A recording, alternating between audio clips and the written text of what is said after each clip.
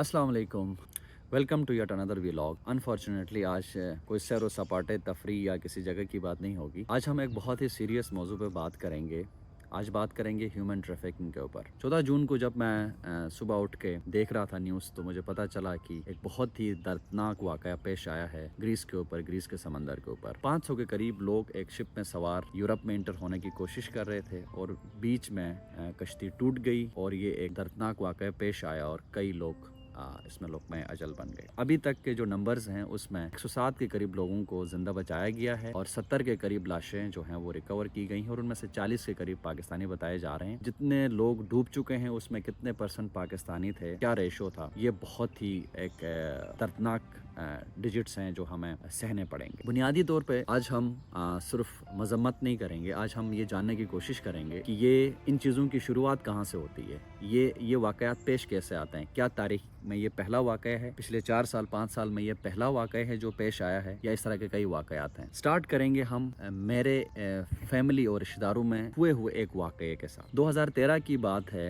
कि एक बहुत बड़ा बज़ था इस ह्यूमन ट्रैफिकिंग का ऑस्ट्रेलियन रूट के ऊपर। बहुत सारे एजेंट्स जो हैं वो एक्टिव थे, यहाँ से लोगों से भारी भरकम पैसा लेके लोगों को उस रास्ते के थ्रू ऑस्ट्रेलिया भेजने के वादे करते। तो इस तरह का एक इंसिडेंट हमारे फैमिली के साथ पेश आया। हमारे 2 फैमिली मेंबर्स और कुछ रिश्तेदार लड़के इस कार्टेल का गिरफ्त में आए, इस कार्टेल के चंगुल में आए और यहाँ से मलेशिया से इंडोनेशिया और फिर ऑस्ट्रेलिया जाने की कोशिश में चले गए। और बीच रास्ते में आइलैंड है करीब इंडोनेशिया के करीब जो ऑस्ट्रेलियन नेवी के पास है, उसके करीब जाते जाते उनकी शिप टूट गई। जब शिप टूटी और उन्होंने किसी तरह से ऑस्ट्रेलियन नेवी से कनेक्ट करने की कोशिश की, तो किसी तरह से ऑस्ट्रेलियन नेवी को पता चला कि यहाँ पे कश्ती डूब रही है, तो उन्होंने आके वो एक 4-6 घंटे का रेस्क्यू ऑपरेशन किया और तकरीबन तमाम लोगों को जिंदा बचाया। ये तो उनकी खुशकिस्मती थी कि वो ऑस्ट्रेलियन नेवी के करीब वो रीचेबल थी, तो उन्होंने उनको बचाया, वरना वो सारे डूब सकते थे। और इस तरह के कई वाकयात उस रीजन के ऊपर हैं जहाँ पे कश्तियाँ डूब गई हैं। लोगों का अब तक पता नहीं है वो कहाँ से कहाँ चले गए। वहाँ से मेरे उन फैमिली मेंबर्स को इंडोनेशिया लाया गया, वहाँ पे उनको जेल हुई।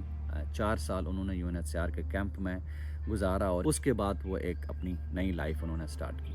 वहाँ से आगे उनकी मजीद बात नहीं करेंगे। हम समझने की ये कोशिश करेंगे। ये तो एक ऐसा वाक़या है जिसमें रेस्क्यू किया गया है। अब ग्रीस वाले वाक़ये में भी कुछ लोग बचे हैं, कुछ लोग रेस्क्यू किए गए हैं, जिंदा रेस्क्यू किए गए हैं जो 107 के करीब है। अभी ये बताया जा रहा है, लेकिन अब फिगर्स, एग्जैक्ट फिगर 500 में से क्या है वो नहीं पता। जो बचे हैं वो किस हालत में बचे हैं, क्या वो बिल्कुल ठीक है नहीं है, ये एक अलग डिबेट है। अब हम यहाँ पे जानने की कोशिश ये करेंगे कि ये पाकिस्तान, इंडिया, बांग्लादेश, अफ़गानिस्तान, ईरान और इस तरह के ममालिक से ये इतनी स्ट्रॉन्ग ह्यूमन ट्रैफिकिंग का ये कार्टेल कैसे है, यहाँ पे कौन कौन इन्वॉल्व है, क्या है।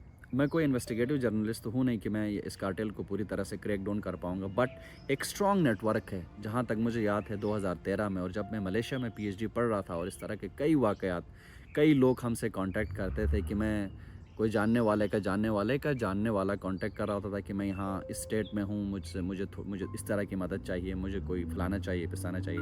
तो हमारे पास खबरें आती रही हैं कि इस तरह की कंटिन्यूस एक्टिविटी होती रही है और ये एक्टिविटी रुकती नहीं है, ये चल रही है। अब समझना ये है कि ये वाक़यात तो हो रहे हैं, ये चीज़ें चल रही हैं। अब इनको कैसे प्रिवेंट किया जाए, हम सोल्यूशन की तरफ आते हैं। हम सोल्यूशन पे बात, कार्टेल्स काम कर रही हैं, एवरीबडी नोस। इन कार्टेल्स का गवर्नमेंट को पता भी है और उन अदारों को भी पता है। कई कंट्रीज ने अपने जो हैं वो कानून साजी स्ट्रॉन्ग की है, अपने बॉर्डर्स को टाइट किया है, जिसमें मलेशिया भी शामिल है। लेकिन कईयों के लूप होल्स मौजूद हैं, ठीक है। कहीं बॉर्डर क्रॉसिंग, अगर फिजिकल बॉर्डर क्रॉसिंग है तो आसान है, कर सकते हैं।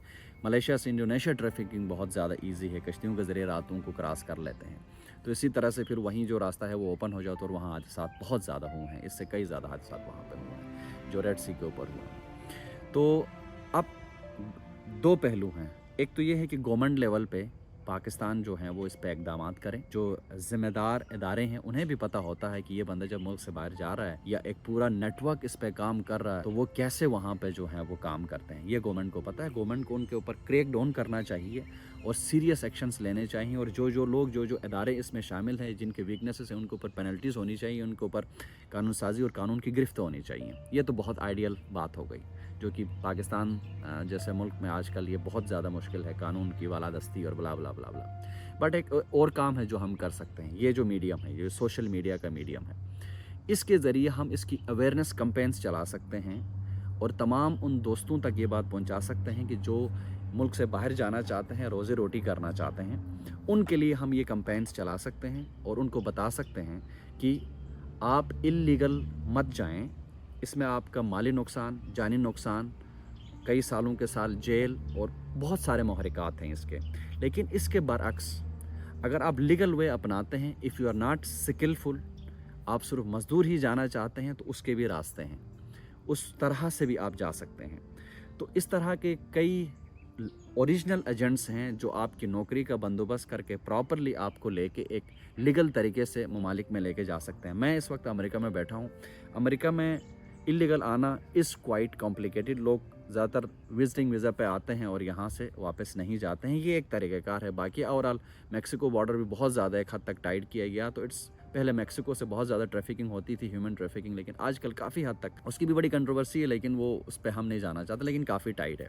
لیکن امریکہ کے اندر انٹر ہونے کے بھی طریقہ کار ہیں۔ آپ میڈیکل پروفیشنل ہیں تو کئی کنسلٹنٹ ہیں، میں یہاں پہ کچھ کنسلٹنٹس کے لنکس بھی آپ لوگوں کو پرووائڈ کروں گا کہ ان کے ساتھ آپ ڈسکس کر کے اپنی ایک پوری پروفائلنگ کرا کے اپنا طریقہ کار سے آپ یو ایس میں انٹر ہو سکتے ہیں۔ اور کئی ویزا کیٹیگریز ایسی ہیں جس میں آپ فال کرتے ہیں لیکن آپ کو نہیں پتہ ہے، آپ کو اس میں ایجوکیٹ ہونے کی ضرورت ہے۔ اور یہ صرف امریکہ کی بات نہیں کر رہا ہوں میں، اس طرح سے کئی ممالک ہیں، ان میں آپ جا سکتے ہیں اور لیگل طریقہ کار سے آپ جا کے اپنا روزگار کر سکتے ہیں۔ مجھے معلوم ہے کہ جو لوگ اس وقت اس حادثے کا شکار ہوئے، کوئی زمین بیچ کے گیا ہوگا، کوئی ماں کا زیور بیچ کے گیا ہوگا، یا کسی نے کسی سے ادھار لیا ہوگا، والدین نے کسی سے ادھار لیا ہوگا، ان ایجنٹس کی باتوں میں آ کے خدا را ان ایکٹیویٹیز سے بچیں، اور اپنے آس پاس کے دوست اگر کوئی بھی اس طرح کی ایکٹیویٹیز کا حصہ بننا چاہتا ہے، پہلے اس کو سمجھائیں، اس کو ریسرچ کر کے دکھائیں کہ اس طرح کے یہ محرکات ہیں، یہ معاملات ہیں، آپ کی جان جا سکتی ہے، مال جا سکتی ہے، آپ جیل جا سکتے ہیں۔ اس کے باوجود بھی نہ مانے، پولیس میں رپورٹ کریں تاکہ وہ جا ہی نہ سکے کہ اس طرح کی ایکٹیویٹی میں فلانا ایجنٹ کو اتنے پیسے دے رہا ہے، تاکہ